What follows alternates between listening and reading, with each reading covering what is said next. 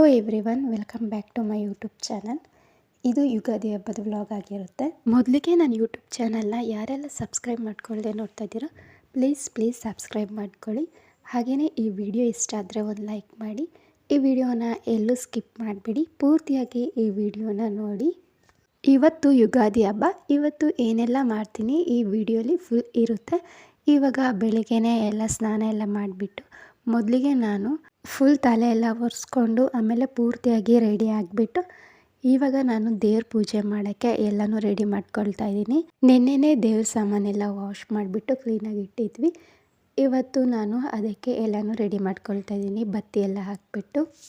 ಇವಾಗ ನಾನು ಎಳ್ಳು ಬೆಲ್ಲ ಇಡಬೇಕಿತ್ತಲ್ವ, ಹಾಗಾಗಿ ಆ ಪ್ಲೇಟಿಗೆ ಸ್ವಲ್ಪ ಡೆಕೋರೇಟ್ ಮಾಡೋಣ ಅಂದ್ಬಿಟ್ಟು ವೀಳ್ಯದೆಲೆ ಇಟ್ಬಿಟ್ಟು 4 ವೀಳ್ಯದೆಲೆ ಇಟ್ಬಿಟ್ಟು ಪ್ಲೇಟ್ ಫುಲ್ ಸುತ್ತ ಆಮೇಲೆ ಹೂವು ಕೂಡ ಅದ್ರ ಮೇಲೆ ಇಟ್ಟಿದ್ದೀನಿ. ಸುಮ್ಮನೆ ಹಾಗೆ ಇಡೋ ಬದಲು ಈ ಥರ ಸ್ವಲ್ಪ ಡಿಸೈನಾಗಿ ಇಡೋಣ ಅಂತ ಹೇಳ್ಬಿಟ್ಟು ವೀಳ್ಯದೆಲೆ ಇಟ್ಬಿಟ್ಟು ಒಂದು ಪ್ಲೇಟಲ್ಲಿ ಹಾಗೆಯೇ ಅದ್ರ ಮೇಲೆ ಸೇವಂತಿಗೆ ಹೂವನ್ನ ಸೈಡಲ್ಲಿ ಇಡ್ತಾ ಬಂದೆ. ಈ ಥರ ಇಟ್ಟರೆ ಚೆನ್ನಾಗೂ ಕಾಣಿಸುತ್ತೆ ಅಂತ ಹೇಳಿಬಿಟ್ಟು ಈ ಥರ ಮಾಡಿಬಿಟ್ಟು ಇಡ್ತಾಯಿದ್ದೀನಿ. ಹಾಗೆ ಒಂದು ಕಪ್ ತೊಗೊಂಡಿದ್ದೀನಿ, ಚಿಕ್ಕ ಕಪ್ಪಲ್ಲೇ ಇಡ್ತಾಯಿದ್ದೀವಿ. ನಮ್ಮ ಮನೇಲಿ ಯಾವಾಗಲೂ ಇದೇ ಕಪ್ಪಲ್ಲಿ ಇಡೋದು, ಹಾಗಾಗಿ ಅದಕ್ಕೆ ಸ್ವಲ್ಪ ಬೆಲ್ಲ ಹಾಕ್ಕೊಂಡಿದ್ದೀನಿ. ಹಾಗೆ ಬೇವಿನ ಸೊಪ್ಪನ್ನು ಕೂಡ ಅದಕ್ಕೆ ಹಾಕಿದ್ದೀನಿ. ಆಮೇಲೆ ನಾನು ಬೇವಿನ ಸೊಪ್ಪಲ್ಲಿ ಸೈಡಿಗೆ ಈ ಥರ ಡಿಸೈನ್ ಮಾಡಿದ್ದೀನಿ, ಹಾಗೆ ಸ್ವಲ್ಪ ಚೆನ್ನಾಗಿ ಕಾಣಿಸ್ಲಿ ಅಂತ ಹೇಳಿಬಿಟ್ಟು ಬೇವಿನ ಸೊಪ್ಪು ತೊಗೊಂಡು ಸೈಡಲ್ಲಿ ಎಲೆನ ಸುತ್ತ ಇಟ್ಟಿದ್ದೀನಿ. ಇವಾಗ ಆ ಥರ ಇಟ್ಟಾದಮೇಲೆ ಸ್ವಲ್ಪ ಚೆನ್ನಾಗೂ ಕಾಣಿಸುತ್ತೆ ಅಂತ ಹೇಳಿಬಿಟ್ಟು ಆ ಥರ ಮಾಡಿದ್ದೀನಿ. ಇವಾಗ ನಾನು ಮೊದಲಿಗೆ ವೀಳ್ಯದೆಲೆ ಎಲ್ಲ ಡಿಸೈನ್ ಮಾಡಿದ್ನಲ್ಲ ಅದ್ರ ಮಧ್ಯೆ ಇಟ್ಟೆ. ಇವಾಗ ನೋಡಿ ಎಷ್ಟು ಚೆನ್ನಾಗಿ ಕಾಣಿಸ್ತಿದೆ ಅಂತ. ಸುಮ್ಮನೆ ಹಾಗೆ ಇಡೋ ಬದಲು ಈ ಥರ ಮಾಡಿಟ್ರೆ ದೇವ್ರ ಮುಂದೆ ಚೆನ್ನಾಗೂ ಕಾಣಿಸುತ್ತೆ ಹಬ್ಬಕ್ಕೆ ಅಂತ ಹೇಳ್ಬಿಟ್ಟು ಈ ಥರ ಮಾಡಿದಷ್ಟೇ. ಆಮೇಲೆ ಅದನ್ನು ಕೂಡ ಸೈಡಲ್ಲಿ ಇಟ್ಕೊಂಡು ರೆಡಿ ಮಾಡಿಬಿಟ್ಟು ಇನ್ನು ದೇವ್ರ ಫೋಟೋಗೂ ಕೂಡ ಹೂವೆಲ್ಲ ಹಾಕ್ತಾಯಿದ್ದೀನಿ. ನೆನ್ನೆನೇ ದೇವ್ರ ಫೋಟೋ ಎಲ್ಲ ಒರೆಸಿ ಅರಿಶಿನ ಕುಂಕುಮ ಎಲ್ಲ ಇಟ್ಟಿದ್ದೆ. ಇವತ್ತು ಹೂವು ಹಾಕ್ತಾಯಿದ್ದೀನಿ. ಇನ್ನು ಎಲ್ಲ ದೇವ್ರ ಫೋಟೋಗೂ ಹೂವು ಕೂಡ ಹಾಕಿದ್ದೀನಿ. ಇನ್ನು ದೇವ್ರ ಮುಂದೆ ಬಾಗಿಲಿಗೆ ಮೇಲೆ ತೋರಣ ಕಟ್ತಾರಲ್ವ, ಹಲಸಿನೆಲೆ ಮಾವಿನ ಎಲೆಯಲ್ಲಿ, ಅದು ಕೂಡ ಇದೇ ಟೈಮಲ್ಲಿ ಕಟ್ಟೋದು, ಅದೇ ಈ ಹಬ್ಬಕ್ಕೆ ಕಟ್ಟೋದು. ಹಾಗಾಗಿ ಹಳೇದೆಲ್ಲ ತೆಗಿತಾ ಇದ್ದೀನಿ. ಇವಾಗ ಹಳೇದೆಲ್ಲ ತೆಗೆದ್ಬಿಟ್ಟು ಅದನ್ನು ಕೂಡ ಹಾಕಿದ್ದೀನಿ. ದೇವ್ರ ಮನೆ ಮುಂದೆ ಕೂಡ ಹಾಕಿದ್ದೆ ಬಾಗಿಲಿಗೆ. ಇನ್ನು ಮುಂದೆ ಫ್ರಂಟ್ ಡೋರಿಗೂ ಕೂಡ ಹಾಕಬೇಕಿತ್ತು, ಹಾಗಾಗಿ ಅಲ್ಲೂ ಕೂಡ ಕ್ಲೀನಾಗಿ ಎಲ್ಲನೂ ನಾನು ಹಳೇದೆಲ್ಲ ತೆಗೆದ್ಬಿಟ್ಟು ಹೊಸದಾಗ್ತೆ. ಇದು ಗೇರು, ಈ ಹಬ್ಬಕ್ಕೆ ನಮ್ಮ ಸೈಡು ಹಣೆಗಿಡ್ತಾರೆ. ಇನ್ನು ರಂಗೋಲಿ ಕೂಡ ಹಾಕಬೇಕಿತ್ತು. ಹಬ್ಬ ಅಂದಮೇಲೆ ಸ್ವಲ್ಪ ದೊಡ್ಡದಾಗೇ ರಂಗೋಲಿ ಹಾಕ್ತೀನಿ, ಹಾಗಾಗಿ ಇವಾಗ ರಂಗೋಲಿ ಕೂಡ ಹಾಕ್ತಾಯಿದ್ದೀನಿ. ಸಿಂಪಲ್ಲಾಗಿ ದೊಡ್ಡದಾಗಿ ಸ್ವಲ್ಪ ಡಿಸೈನಾಗಿ ಹಾಕಿದೆ ಅಷ್ಟೇ. ನಾರ್ಮಲಾಗಿ ಸಿಂಪಲ್ಲಾಗಿ ರಂಗೋಲಿನ ಹಾಕಿದ್ದೆ. ಪೂಜೆ ಆದಮೇಲೆ ಪೂರ್ತಿಯಾಗಿ ಒಂದ್ಸಲಿ ತೋರಿಸ್ತೀನಿ ರಂಗೋಲಿ, ಹಾಗೆ ದೇವ್ರ ಮನೆಯೆಲ್ಲ. ಇವಾಗ ನಾನು ಮುಂದೆ ತೋರಣ ಎಲ್ಲ ಕಟ್ಟಿದ್ನಲ್ಲ ದೇವ್ರ ಮನೆ ಮುಂದೆ ಬಾಗಿಲಿಗೆ, ಇವಾಗ ಅಲ್ಲಿ ಹೂ ಕೂಡ ಇಟ್ಟೆ ಒಂದು. ಆಮೇಲೆ ಸೈಡು ಬೇವಿನ ಸೊಪ್ಪನ್ನು ಕೂಡ ಇಡ್ತಾಯಿದ್ದೀನಿ. ಇದೇ ಥರ ಯಾವಾಗಲೂ ಇಡೋದು, ಹಾಗಾಗಿ ಈ ಸಲಿನೂ ಹಾಗೆ ಇಡ್ತಾಯಿದ್ದೀನಿ.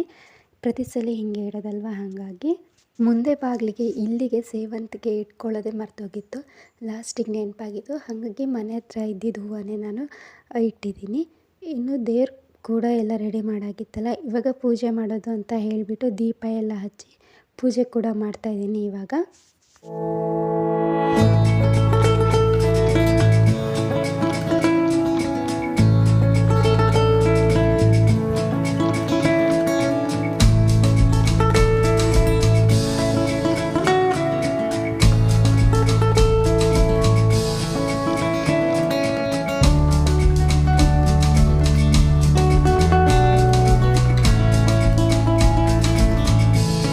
ಪೂಜೆನೂ ಕೂಡ ಎಲ್ಲನೂ ಮಾಡಿ ಆಯಿತು. ಬೆಳಿಗ್ಗೆ ಟಿಫನ್ ಏನೂ ಮಾಡಿರಲಿಲ್ಲ, ಮೊದಲು ಪೂಜೆಗೆಲ್ಲ ರೆಡಿ ಮಾಡಿ ಪೂಜೆ ಮಾಡಿದ್ದೀನಿ. ಇವಾಗ ಹೆಂಗಿದೆ ಅಂತ ತೋರಿಸ್ತಾ ಇದ್ದೀನಿ, ಹಾಗೇ ನೋಡಿ. ಪೂಜೆ ಕೂಡ ಆದಮೇಲೆ ಬೇವು ಬೆಲ್ಲ ಕೂಡ ತಿಂದೆ.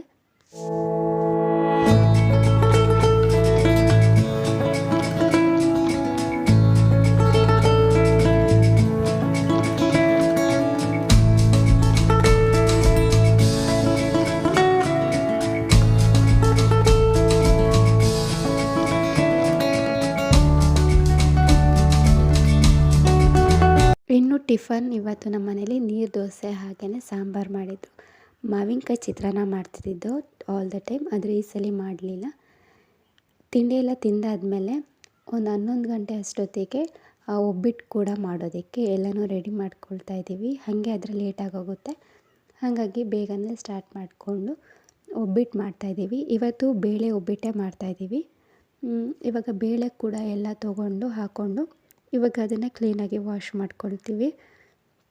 ಇದು ಆಲ್ಮೋಸ್ಟ್ ಎಲ್ರಿಗೂ ಗೊತ್ತೇ ಇರುತ್ತೆ, ಹಾಗೆ ನಾನು ಶೇರ್ ಮಾಡ್ತಾಯಿದ್ದೀನಿ ಅಷ್ಟೇ. ಇವಾಗ ಅದನ್ನು ಕೂಡ ವಾಶ್ ಮಾಡ್ಕೊಂಡ್ಬಿಟ್ಟು ಬೇಳೆ ಎಲ್ಲನೂ ಕುಕ್ಕರಲ್ಲೇ ಇವತ್ತು ಬೇಯಿಸ್ಕೊಳ್ತಿರೋದು.